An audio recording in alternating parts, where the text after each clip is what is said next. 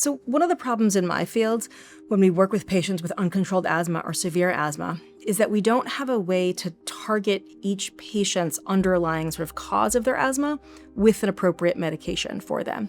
And so we end up with what ends up being very expensive, both financially and also, healthcare, quality of life expensive. So for example, I have a patient who comes to me, they finally found a specialist within severe asthma.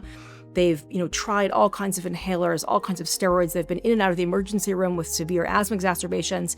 It's finally time for us to start a medication like a biologic, which is a targeted treatment that might inhibit a certain pathway of the immune system, inhibit certain kinds of inflammation.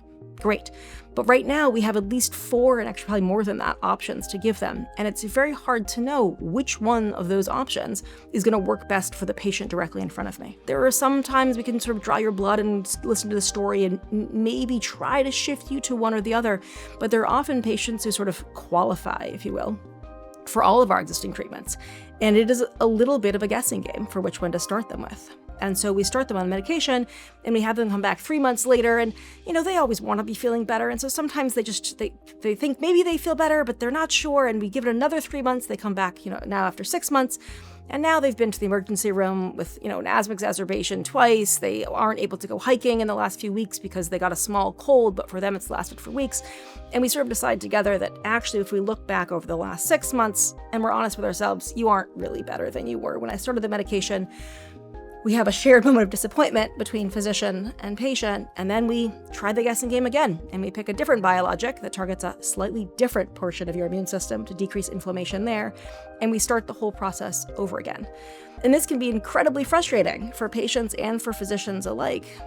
And I'd really like to get around that guessing game and instead be able to pick the right drug for the right patient the first time.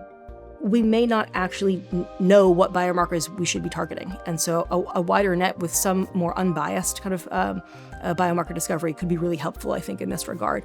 And then really having some creativity with the collaboration between clinical work and the biomarker discovery work is important, where there's trust back and forth between those groups, where any possible treatments that are developed have to be tested to make sure that they actually work for the patients that we have right in front of us. So it ends up being a circle sort of from the patient to the scientists and always back to the patients at the end.